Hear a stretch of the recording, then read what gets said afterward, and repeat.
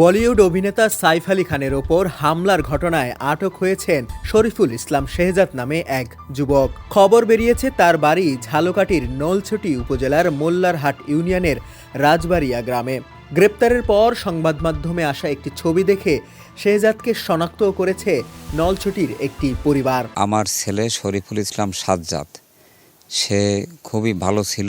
আমার ছেলে শরীফুল ইসলাম সাজ্জাদ সেও এই রাজনীতির সাথে জড়িত এবং তিনি বহুদিন বাড়িতে ছিল, বাস করত ভালোভাবে এবং জাতীয় নির্বাচন 2024 7ই জানুয়ারির পরে আমরা এই অত্যাচারে এলাকায় থাকতে পারতাম না এবং ওই সময় আমার ছেলে হঠাৎ করে চিন্তা করলো যে আমি তো গ্রামে থাকতে পারতেছি না, কি করব। সেই সময় কোথায় কি চলে গেছে সেটা আমি জানি না। পরে শুনতে পারলাম যে সে ভারতে আছে। কয়েকদিন আগে যে ঘটনাটার কথা আমরা শুনতেছি, এখন সে ওখানে আদৌ ওর সাথে জড়িত কিনা তা আমরা জানি না। আমার ছেলে আমাকে সংসারের জন্য, আমি তো বলছি, ওর পকেটে যদি 1 টাকাও থাকে বাপ মার জন্য ও মরে, ভাই বোনের জন্য মরে।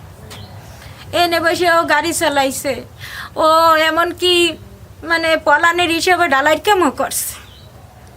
ও খুব কষ্ট করে এই সংসারে টাকা পয়সা দেয়।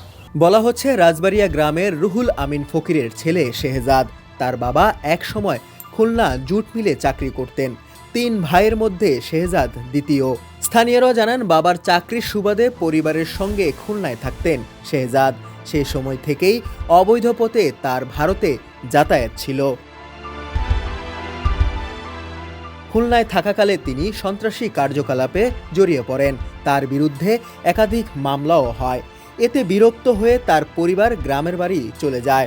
এলাকায় মাঝে মধ্যে আসা যাওয়া থাকলেও স্থায়ী হতেন না শেহজাদ। 2017 সালের পর তাকে আর এলাকায় দেখা যায়নি। পরিবারের সঙ্গেও তিনি যোগাযোগ করেননি। সাজ্জাদ আমার ভাই, সে বাড়িতে আগে ছিল, আমাদের সাথে আমরা ছোট থেকেই দেখছি। সে আমার বড়, কিন্তু ছোট থেকেই আমি তাদের দেখা বড় হয়েছি। তাদের বিষয়ে সব কিছুই আমি জানি।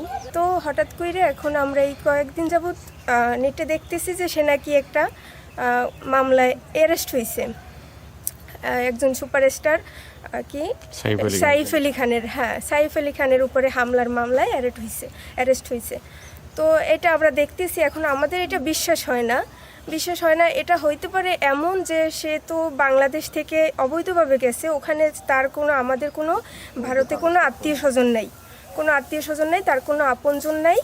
সে হয়তো কারোর সাথে ওইখানে পরিচিত হয়ে কারো সাথে ছিল, তাদের কাছে থাকতে থাকতে হয়তো তার মাধ্যমে তারা একটা ষড়যন্ত্র করছে। যেহেতু সে অন্য দেশি, ভিনদেশি, বা ওই দেশে তো হিন্দু বেশি আর সে হচ্ছে মুসলমান, এজন্য তারা দিয়ে একটা চক্রান্ত করতে পারে। তারা সামনে ফেলাইছে যে তুমি এই কাজটা কইরে দাও, তোমারে আমরা এই টাকা দিব। বা এমনও হইতে পারে ভয় দেখাইছে যে তোর তো এখানে কেউ নাই, তুই যদি এই কাজ না করো তোরে আমরা মাইরে ফেলাবো বা তোরে আমরা ধরাই দিব।